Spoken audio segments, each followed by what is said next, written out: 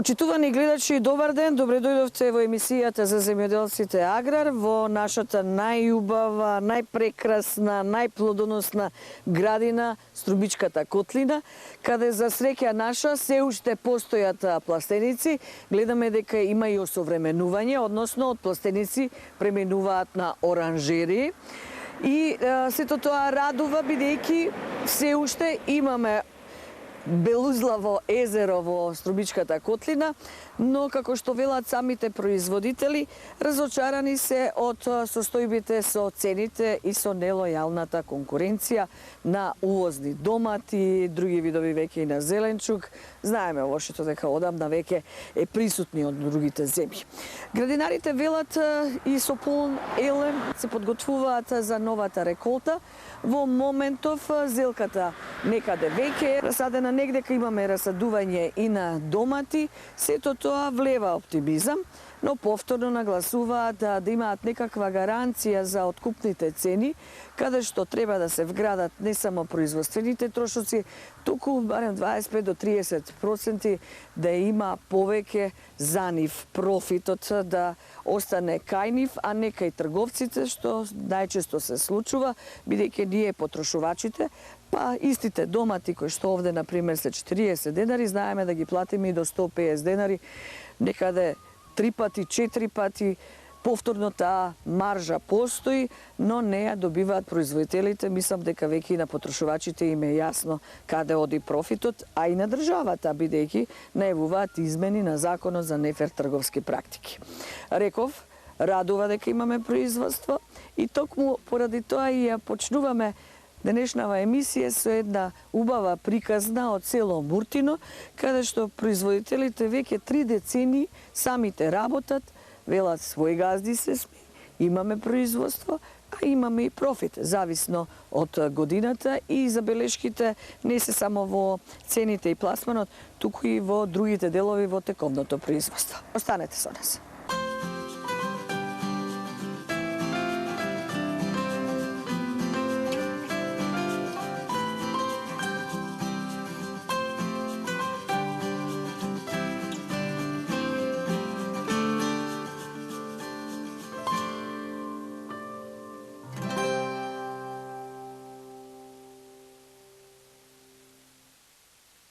Добар ден!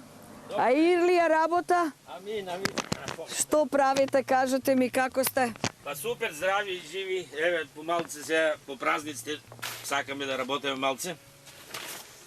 Ги спремам расадот за расадување, зелка расад. Ама гледам, маска не користите, зошто? Нема отров, не стави се на тоа. А, нема отров? Нема отров, тоа е само за бактериоза од радомил. Кога ќе го расадите? Па после 10 дена. Јас сум од покасните малци. Добре. Не ставам грил, Аха. директно ги садим вака во фолите. Колку планирате годинава да имате производство? Па околу 5 декара под Зелка. фолија и на отворено едно 3 декара. Само зелка или?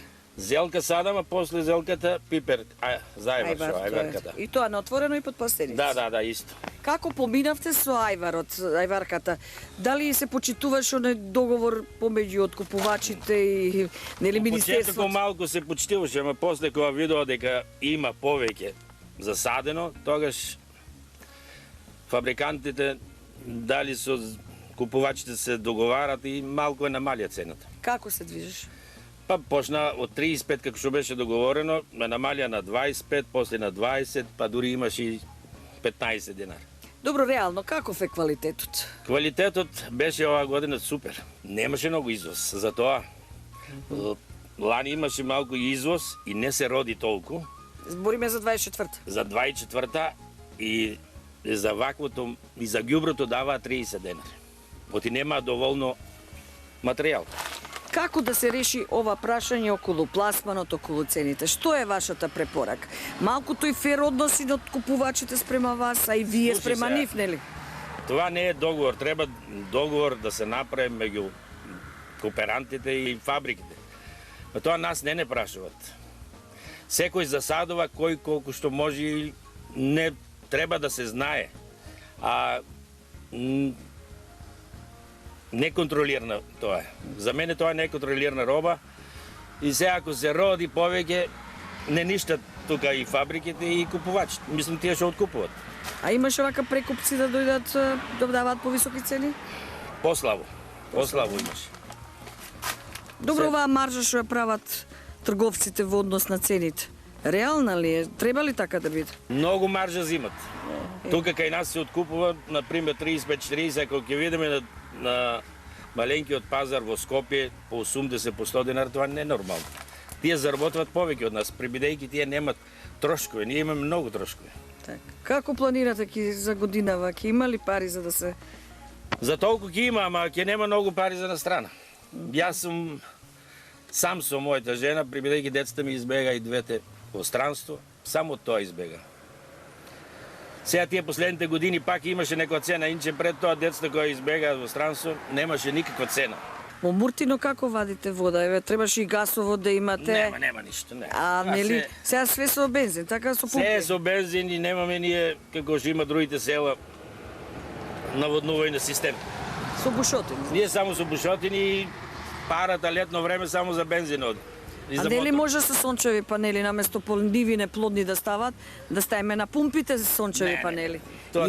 Има такви примери. А може има, ама тоа голема инвестиција за нас. Ние сме помали. А државата може ли да помогне во тоа? Државата тоа може да поможе, ама се за тие поголемите. А ние што сме мали фармери, не ми се верува тоа.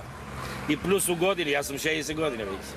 Земате ли субвенции? Зимам субвенции, ние се пријавувам се убаво, супер е. А оваа дополнителната за пиперот земавте ли? По 3 денари? Зедов за прошлата година, сега теа енос пријавуваме. За сега ќе ни дадат во јуни, јули, која дават за 25-та година. Дали децата би се вратиле од странство доколку еве има добра цена, па се бара? Има убаво, одма ќе се вратат моите деца. Нема партиска книжка ни од овие, ни од овие. Завршија школа и само барат кој има партиска книжка и моите деца од тоа избега се. Ние тие постарите век ќе заминеме, не може да работиме. Ако работиме уш 5 години најмногу. По мене нема кој да работи. Ако не се вратат децата, ниви имам убави, почнав да ги давам под наем. Не можам да ги работам сите. Младите се иселуваат и многу ниви или не се работат или се даваат под закуп. Но има и позитивни примери каде што земјата не се остава, туку се продолжува со градинарството. Семејството Христоманови од село Муртино пред речиси 3 децени одлучуваат да останат дома, на село, и да го развиваат своето производство. Почнале со фолии на нивата и во дворот, а сега имаат оранжери. Во овие оранжери производството е малку поконтролирано од другите услови што ги имавме пред тоа. И сакавме да шириме уште, ама капацитетот не е толку, ние сме двајца со мојата сопруга и синот помага помалку и толку може да изработиме колку што имаме направено сега. И нашата приказна започна пред 32 години, како дечко и девојка, 28 години во брак. И од кога сме во брак, работата ни е со земјоделие. Успешно. Успешно си ја завршуваме работата. Чекор по чекор, прво почнавме со дворот. Беше добро, проширивме, уште една проширивме и почнавме да ја градиме куќата. Професионално се занимаваме со земјоделие, оранжериско производство и сме задоволни. Пластеници имаме 4 декари и виени фолии има 8 декари и тие ги садиме. Зелката е разсадена едно 20 дена веќе и добро каре, добро тера и раз произведуваме сами. Ова година имавме малку проблем со расадот. Семето немаше врв. Значи зелка не може да направи, само лисја. Ова е производството од 25-та и расадот ни беше прилично малку, бидејќи имавме многу расход, фира. Го фрливме. Расадот се фрла. Наместо да има повеќе расадено зелка, тие уште во стартот, поради семето, имаа загуби. Апелира Државниот земјоделски инспекторат да биде повеќе присутен на терен. Инспекциите треба да вршат редовни контроли. Ова семе што стига од Холандија, да има кој да го контролира, да направат претходен опит колку е ртливост, на ова семе, декларација да биде соодветна и да нема вакви проблеми. Тоа е стрикно од семето, неквалитетно семе. И успеавме да ги посадиме тие површини, што ни беа, да кажеме, заречени за зелка. И така да сега садени се, навадени се и чекаме да ги скопаме се. Има копање за 1-2 недели, после само наводнуваме и кога ќе дојде да сечеме зелка, имаме пласман овде. Ѓубре фрламе основно ѓубре пред сеидба и третираме еднаш до 2 пати пестицид, ама тоа е во рана фаза. Еве сега за 10 дена истретираме и ако има потреба за втор пат истретираме повторно. Ако не, останува само тоа и после веќе што формира глава, значи не прскаме уопште, за да биде чист производ. Работам све. Значи нема разлика меѓу машми и меѓу мене. Садаме, копаме, филизаме, мотаме, береме. Работата си тече нормално и плюс домакинка. Ако се сака, не е тешко за мене. После зелка садиме куртова капија, истите површини што ни се засадени со зелка. После ги садиме куртова капија во пластеници и отворено садиме околу 10 декари. Вадиме доста килажа, околу 80 тони куртова произведуваме и околу 30 до 35 тони зелка. Садиме околу 1 декар домати, розов домат. Од него сме доста задоволни. Оплодуваните оди со бумбари, немаме физичка работа. Едино само да се скопат и да се омоте, да се изфилизе и после само берба. Калибрираме на нивата. Там се калибрира, дома не носиме разтовари, товари и така. Не е изплатливо, работниците ни се скапи. 1600 денари од сабајле до 9 часот. Е така, момчето ги закарува и ги носе. Има падови, ама се бориме. Ако првата сезона ни е, да кажеме, полоша, се бориме за втора сезона и со борба успеваме. Прва реколта садаме зелка, моментално. Првите години имаме повеќе, садаме и камелон, повеќе френки. Сега намалуваме, пошто немаме толку потреба. Сега сме само на зелка и домата. Втора реколта ни е куртова капија, отворено и затворено. Значи, професионално со поголема декаража. Цените осцилираат, почнуваат добро, завршуваат некои пати катастрофално. Да не биде откупната цена како производна цена на културата. Да биде една загарантирана цена за да има приход и за нас. Оди ланската година се случи куртовата капија ја зима од 20 до 15 денари. Тоа е, значи, само производната цена на куртовата капија. За нас фактички не останало ништо. И така да оваа година со цената не сме баш задоволни.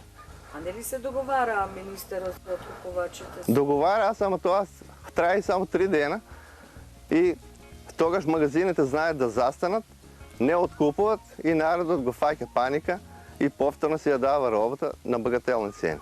Инаку претходната година имавме добра цена, 30 до 35 денари во втора класа. Да има малку заштита. Значи, околу цени, пласман.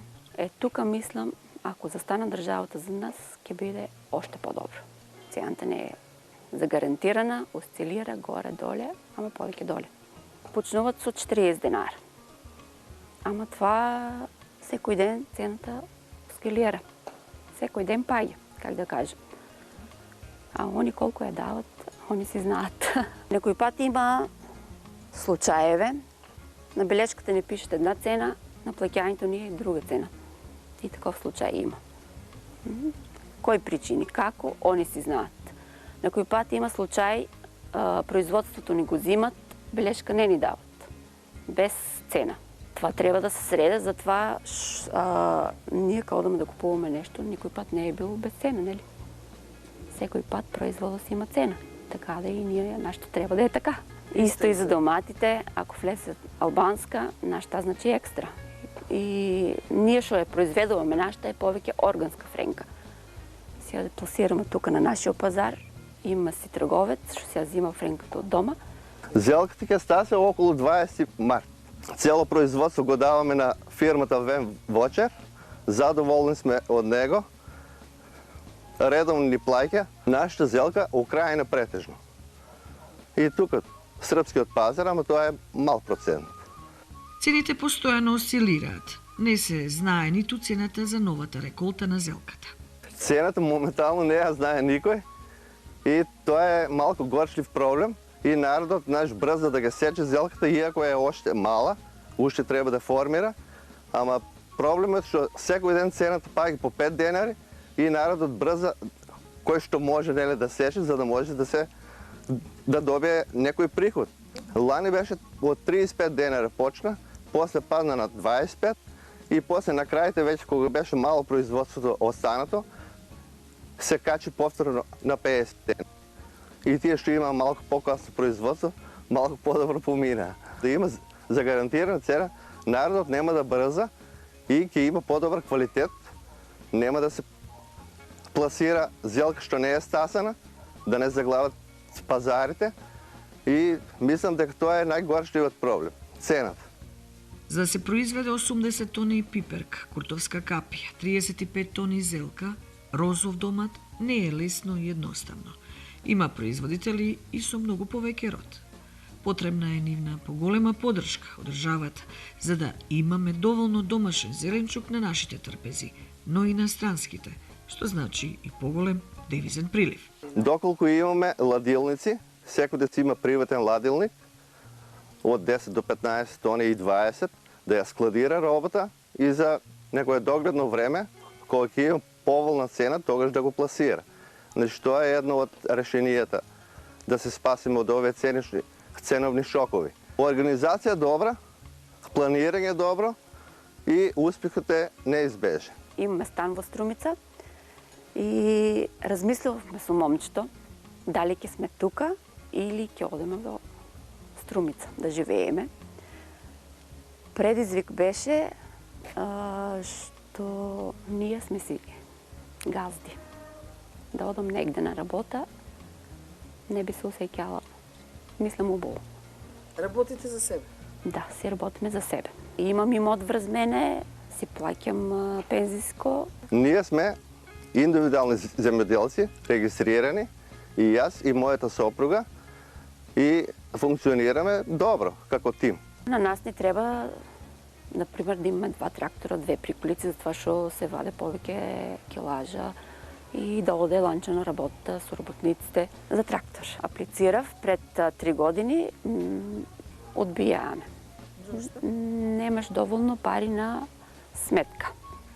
Еве, младите, да кажем, кога ќе помислат да ќе произведат 80 до 100 тони градинарски производи, да ја дадат на загарантирана цена и да знае унапред колку ќе му биде профитот.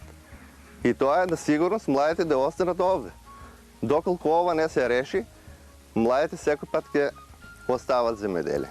И ние веќе сме во години и нема што да менеме веќе професија. Ние сме навлезени во тоа и тоа ќе го работиме. Нашата работа е, мислам, многу убава од таа страна. Малку државата да застане зад нас. Имаме син. Синот е дипломиран агроном. Ти да со нас помага. Не е толку да не е запознаван со работата. Синот сега за сега доаѓа помага, ама младите веќе не сакат да работат земјоделие, бидејќи има големи предизвици. Се бориш со време, со надворешни влијанија, што не зависат од тебе. После откупните цени проблем, младите веќе не може тоа да го издржат, такви осцилации на цени и затоа бегат, не сакат земјоделие да работат. Организација, планирање, но и многу труд. Потребни се за воиднина. И не само тоа, за да остане и синот и останатите млади во земјоделството, потребни се инвестиции, за кои се очекува помош од владините програми, а не да бидат одбивани поради неоправдани причини. Ако има проблем, апелираат производителите заедно да го решаваат со институциите, за да македонскиот аграр се движи напред во развој за обезбедување домашна храна.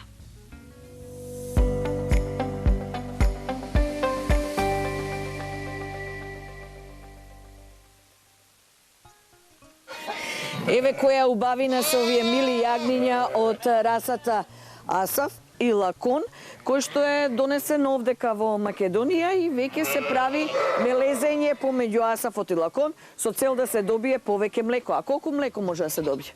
Лаконот е поздраво овце и по... Иста е количината, ама испашта и здравството се подобри. Колку дневно се добива? По до 3 литра, од 2,5 до 3 литра млеко. Так, семејството Пандеви, кој што ги снимивме во еден летен период, беше дошта зешко.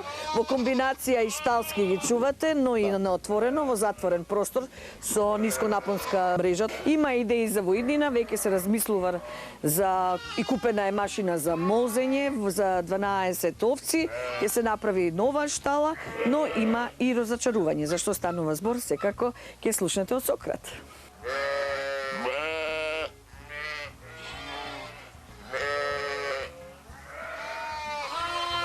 Жално е оваа јагна да се носи во кланици. Бевме известени од ветеринарите, дека треба најмалку 3 месеци да се носи млеко, што значи 1 тон млеко, јас имам 5 тона 24 година млеко. Јагнињата за 4 или 5 јагниња не ме фатија субвенциите, што е срамно, а 24 имам 25 јагниња подмладок оставано. Бројот е уште истиот. Сега подмладок е тука. Од него ќе оставам оваа година малку повеќе, а овие постарите ќе ги носиме по кланици веќе. Состојбата е многу лоша. 24-та сме здробани со субвенциите, од недоволна информираност. Ако е на 30% ќе го фатам, ама субвенции нема добиени. Само 600 денари. Само 600? Да. И 1000 денари за млекото са дадени субвенциите. Млекото е изплатено. До која година? До 24-та, 25-та нема уште. Сега веќе сите овци се објагнети, како сте... Не, овој дел се објагнети, овој дел тек чекам да се јагнети. Тука са за тоа и са преградени. Само машки ако нема некој за приплод да бара. Оти дава машки јагниња и за приплод на луѓето. Кој сакат да ga обноват крвта. Како што зимам јас и некои зимат од мене. За Великден јагнето испод 350 до 400 динара не треба да биде.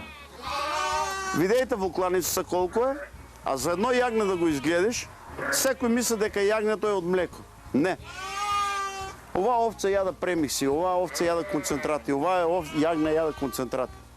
На се одат цените до плафон, само нашето производство стагнира и паѓа. Што е жално. Жално. И стојат и јагнијата и концентрати премикси. Ајде да се подсетиме од кај дојдовте вие, како почна вашата припозна? Јас сум повратник од странство. Поточно од Швейцарија бев 12 години. Ама љубовта према родната држава и природното земјиште се вратих. Што уопште не сакам дека сум се вратил, ама некои работи не одговарат, не се убави. Јас работих 3,5 години во фарма во Швейцарија.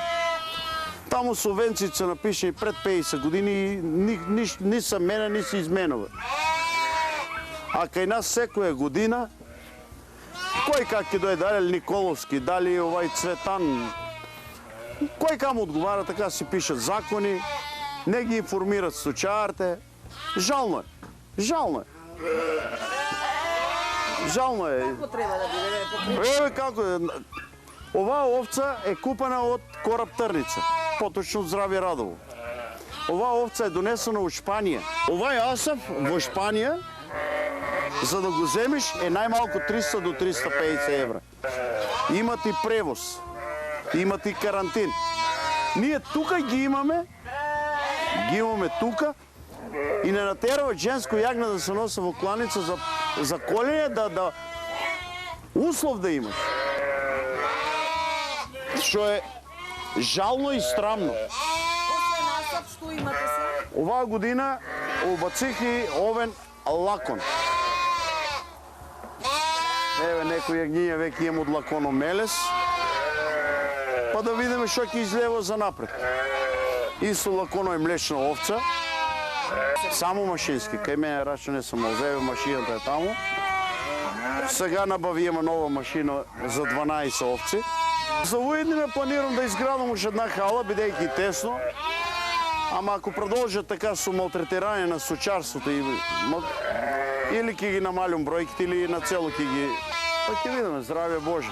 Мој предлог е за женско јагне субвенции да почнат да си дават. За оставено женско уматично јагне.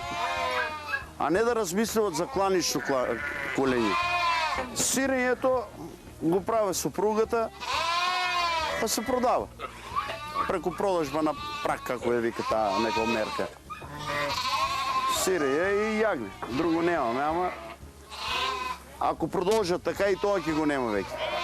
Еве пред 15 дена имав деца од основното училиште, на посета ми беа. Деца од село не знаат што е јагне, што е јаре. Не знаат што е овца, што е коза. Жално е. Жално е. Вие со голема љубов со сопругата ова горе. Поголема љубов не постои. Ние имаме 3 внучиња во Швајцарија, па нема ден, они 2 пати да не се јават да ги видат овците или јагнињата. Или кучињата. Ко би имала Македонија стока, крава, овца, коза, ко би прво би требало да има услови за да се качи на планината. Јас ви гарантирам со 2 рациоти пожари ки нема во Македонија. Јас си препорачувам на владата да размисле. Има во Струмица ветеринарно училиште. Еден ветеринар не е дојдел тук да праша како си и шо си. А нека не. Има луѓе со 4-то одделение во бирото зимат и социјално и пензиско. И зимат. А дај на тие луѓе еднаш за секој пат да завршат. А не да не уценуват на нас секој месец, од мене да зимат, на нив да дават. Срамота е, не од мене, од секој од нас. Која бројка овци би била рентабилно да почне едно такво социјално? Од 30 овци нагоре. 30 овци за 4 члена фамилија се доволно. И да си стартува, да си... Да. Цело старт. Да, 30 овци се од овие, од Асафо, јас 4 членов семејство би можел да живее слободно. О Швајцарија се вратиле да со љубов го работат тоа што во Европа е привилегија, производството на храна, кое што безусловно се почитува и вреднува. Дали ќе останат, вела зависи од финансиската помош од државата, но и од редот, системот, организацијската поставеност во овчарството, но и во севкупното живење. Успехот во пласманот и цените од кои што треба да имаат придобивка, исто така влијание има и успехот во пласманот и цената, од која ќе имаат придобивка, но не на грбот на потрошувачот, кој што најчесто поскапо плаќа, отколку што добива земјоделецот. Добивката ја добива некој друг. А идејата дека со определен број на овци многу семејства може да живеат и да заработат е добра основа за да се размислува како да заживеат руралните средини, но воедно може да се намалат и социјалните случаи, а ќе има и повеќе млеко, сирење и јагне. Може би и за волната ќе се најде некакво решение. Планините нема да бидат пусти и ќе се заштитат и од пожари. Овчарството било синоним за Македонија и сите ние се надеваме дека така и ќе остане.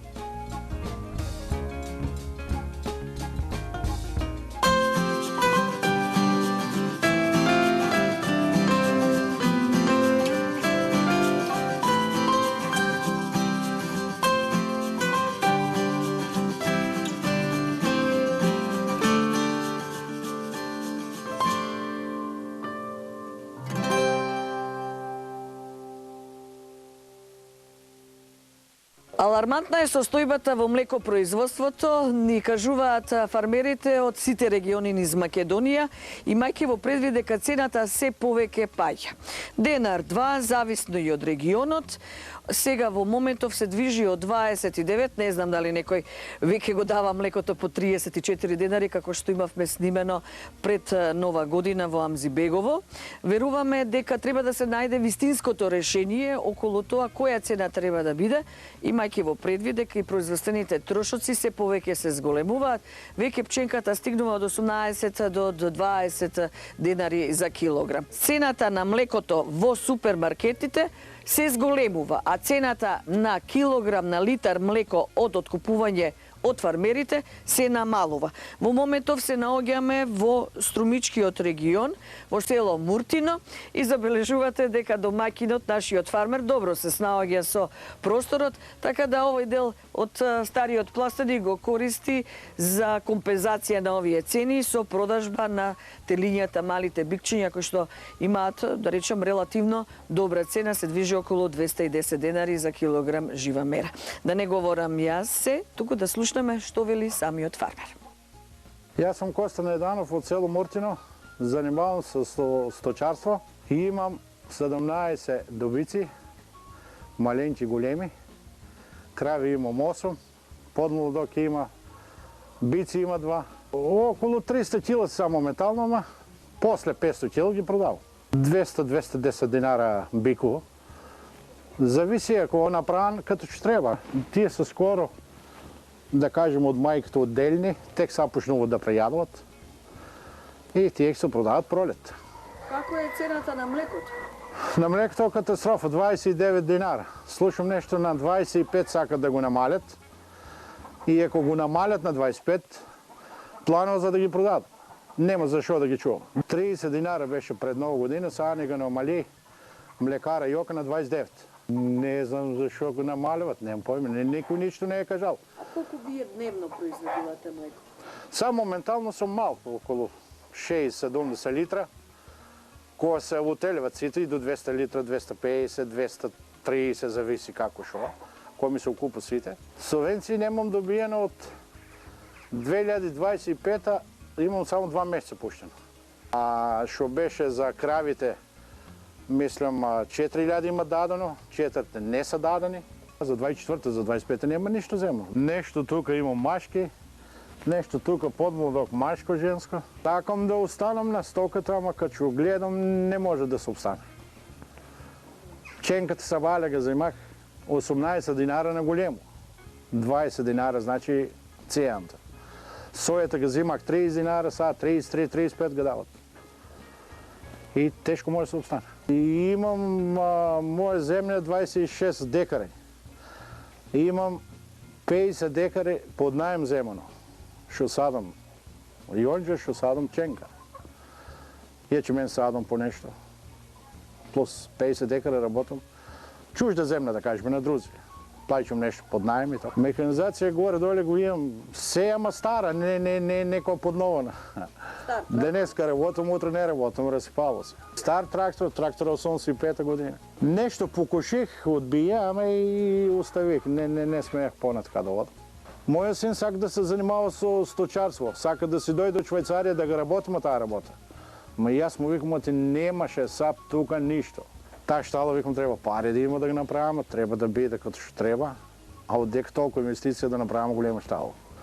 Там е градежно, там е още по-голема марка. А сака да дојде? Сака. И плюс пластеници за... Да, имаме пластеници садом. Од 52 на 25 намалих, не можеш. И они са без пари, 10 динара, 12, 15, се таа цена. 52 години видимо се таа цена. Пипер, зелка, карнешоне. Тава. И нема другото, полека умира. Кикериката умира. Куста краставица умире и тава. Пипер, да кажеме, шоаранио и он умире, не го садаме. Нема кој да го земе, нема кој да го откупа, без пари. И тава. А цел живот тоа работите? Цел живот. Не сте работили друго? Не. Се сме в земеделие. Не. И па на оваа држава и треба ли храна? Што да кажем? Треба и храна, как не и треба, ама носат храна друго место. Нема од нашите, нема ништо. Нашите нека почека, па ќе донесем од друго место. Може да се изгради нова штала, двојно да се зголемат количините на млеко и најважно, младите од странство да ни се вратат, да можат доволно да заработат за да живеат и овде, во своето место.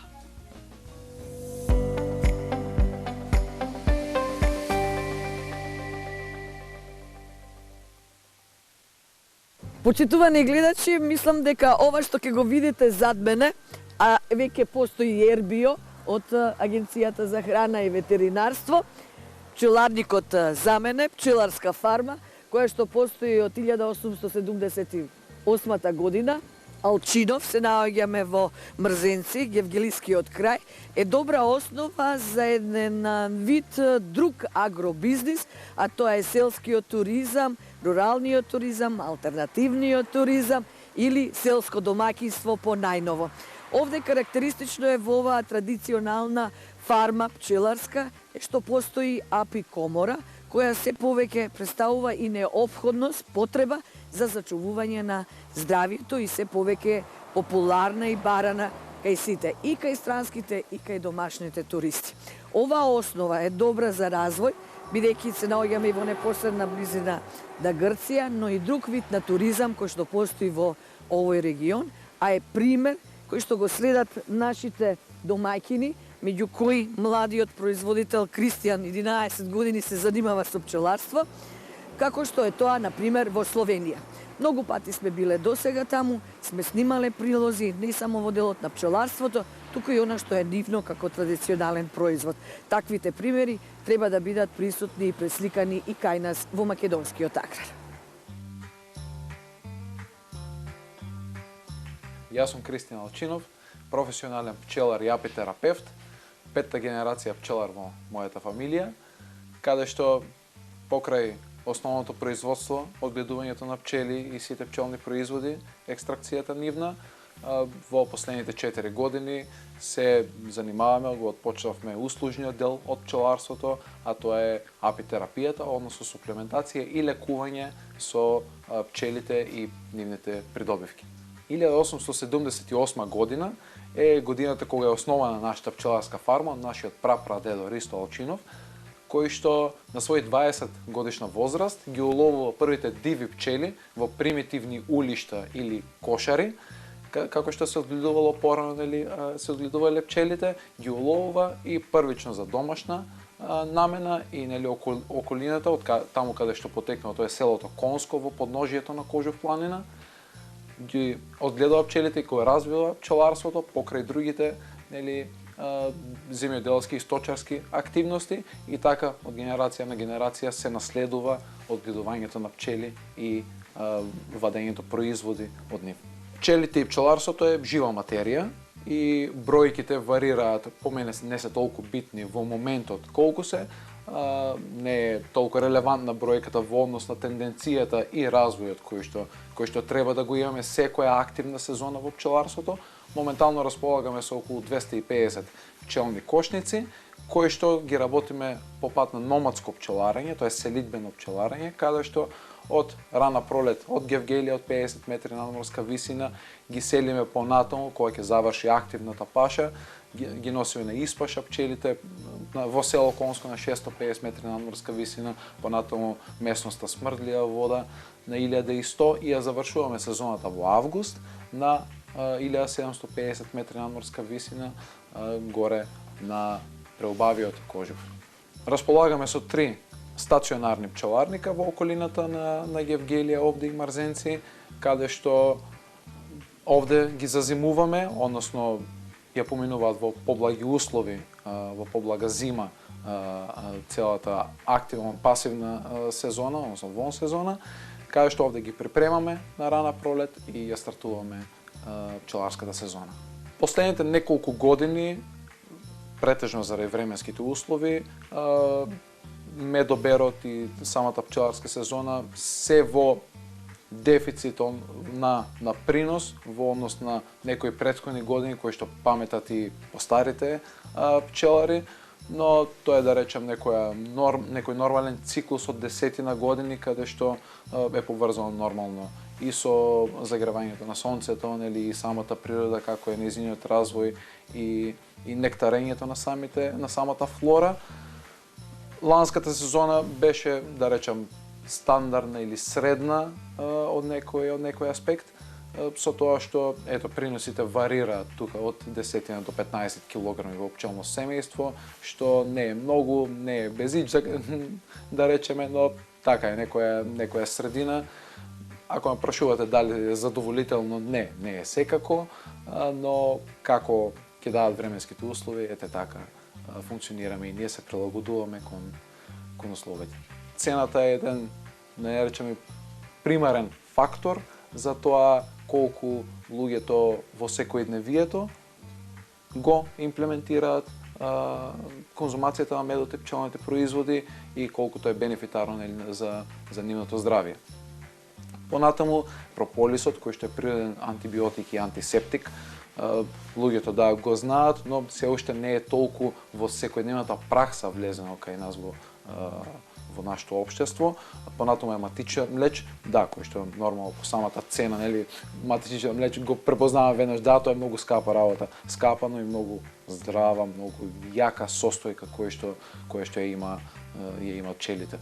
Понатаму пчелниот восок, ќе кажеме добро како се користи, освен во козметиката, го имаме во вид на свеќи, прочистуваат и се апсолутно бенефитарни и за целото семејство во домашните услови да се користат секојдневно.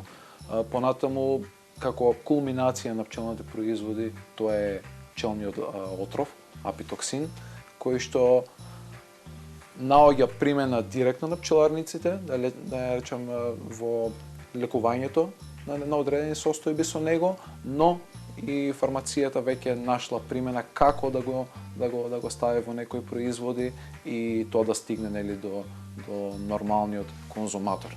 Се наоѓаме на апитерапискиот центар Ристо Олчинов, поточно во апикомората, тоа е една специализирана просторија со соодветни услови, каде што имаме инхалатори кои што се директно поврзани со здрави, нормални, јаки пчелни семејства од надворешната страна, кои што се наоѓаат и што во суштина правиме, овде го инхалираме пчелниот воздух. Самиот инхалатор е поврзан со пчелното семејство надвор, каде што инхалаторот го влече воздухот од пчелите. Воздухот е сочинет од сите испарувања од пчелните производи, тоа се медот, поленот, прополисот, матичен млеч и 0,03% пчелин отров, со еден збор се нарекуваат аеросоли, сите тие испарувања, евапорацијата нивна, кои што се збогатени со флавоноиди, тоа се растителните масти. Преку специализираната маска, која што ја ставаме на носот и на устата, вдишувањето се случува по принципот на тумо дишење, тоа е контролирано дишење длабоко, каде што воздухот преку трахеалната карина треба да навлезе во двете белодробни крила и да достигне преку бронхите до алвеолите комплетно да ги исполни белите дробови. Почнувајќи од устата, самиот пчелин воздух или прополисот, како една главна намирница која што има внатре, ќе изрегулира микрофлората во устата, ќе навлезе во јаболчите и во пчелните синуси, ќе ја смири инфламацијата, односно воспалението, доколку го има, ќе направи заштитен слуз на крајниците. Како ќе навлезе во белите дробови, ќе ги изрегенерира дури до 100%, постои одреден број на терапии, ќе ги регенерира бронхите, алвеолите и може да го зголеми белодробниот капацитет до 40%. Понатаму, бидејќи тоа се ситни честички, навлегува по пат на дифузија, влегува директно во крвоток. Ги имаме, со тоа го заекнуваат имунитетот и директно срцевиот мускул. Што значи, после 2 минути инхалација на инхалаторот, ние сите овие евапорацијата, испарувањето од пчелните производи ги имаме во нашиот крвоток. Да направиме споредба, треба да ги јадеме, нели, да ги внесуваме сите пчелни производи, да поминат низ уста, хранопровод, желудник, 12 палача црева, па тек преку тенкото црева се абсорбираат, ги имаме после 1 час, 2, евентуално како ќе ги преработи нашиот организам, овде преку дишните патишта ги имаме после 2 минути во нашиот крвоток. Понатаму имаме разни масажи со мед и други хербални екстракти и апликацијата на пчелниот отров, односно убоди со пчели на одредени места, нормално во зависност од состојбата на организмот. Можеме и уште подлабоко да одиме, тоа се трите категории во убодите со пчели. Тоа имаме, значи, убоди на локализирани места, каде што имаме реума, артритис или некое заболено место со болки. Како број 2 имаме по лимфниот систем, нормално одредени се точките таму каде што му помагаме на организмот да се ослободи од сите токсини и материи од кои што треба да се ослободи. И на многу интересна методологија, тоа е апиакупунктурата. Што значи тоа? Исто акупунктура, но кој што се прави наместо со 3 мм златни или иноксни иглички, кај акупунктурата што иницира нервен импулс, така овде имаме со пчели, бидејќи осилото на пчелите е исто така 3 мм, што значи самиот ефект како акупунктура го правиме, иницираме нервен импулс, но плюс вбризгуваме и пчелин отров во организмот, кој што доведува до една комплетна заштита, превенција и лекување на одредени ситуации, односно состојби на организмот.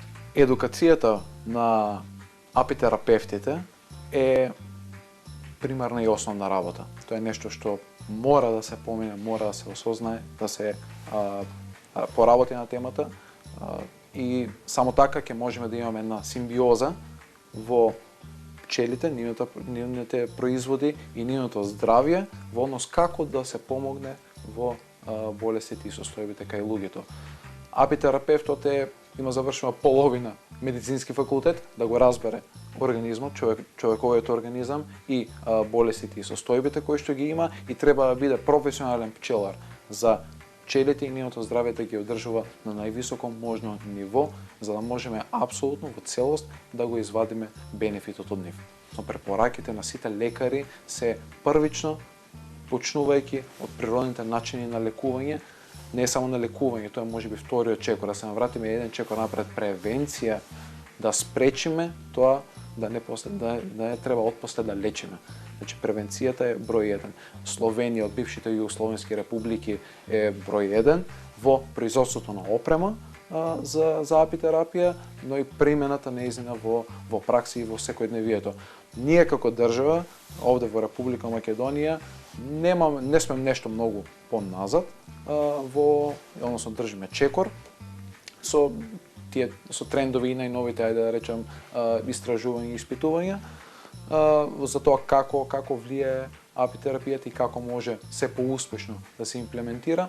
Нормално потребна е едукација и на нас и самите луѓе да се едуцираат за тоа колку може да им помогне, а да не направи никаква штета во споредба со сите фармаколошки средства.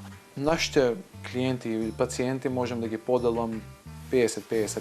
Значи по една половина дека се странци и дека се домашни наши конзуматори, односно корисници на услугите. Во моментов сме во пасивна сезона, односно пчелите веќе хибернираат. Тоа е еден месец, само јануари, кога и самите матици престануваат да снесат јајца во одреден временски период и стагнираат, односно се во хибернација пчелите.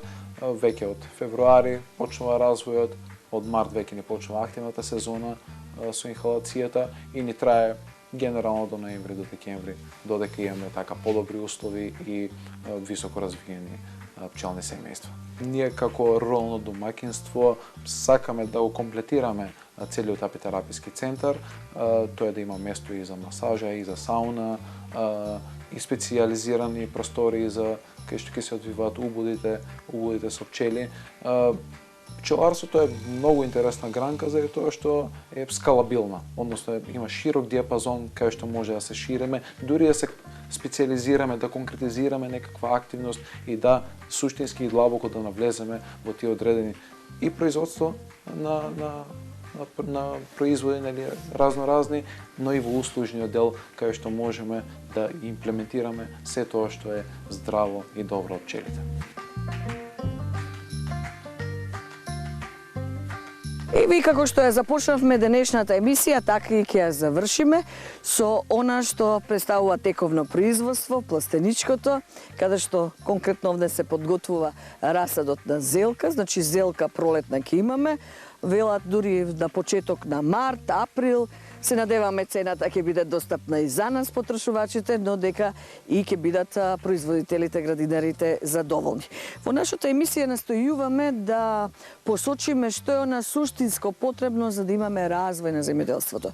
И како што забележувате, речиси во секоја емисија, главен проблем е пласманот, цените, но велат и развојот. Сакаат да се модернизираат, сакаат да имаат пубаво производство. Биде тоа осовремено, бидејќи се помалку имаме и работна рака. Не само во растителното производство, во штарството, лозарството, истото се случува во сточарството. А нели сакаме и ние во Македонија, бидејќи има компаративни предности, да произведуваме домашна храна, а не да овезуваме од разни меридијани, од континенти, од каде не се. Тоа беше се за денешнава емисија. Верувам дека го задрживме вашето внимание. Останете со здравје. Довидување.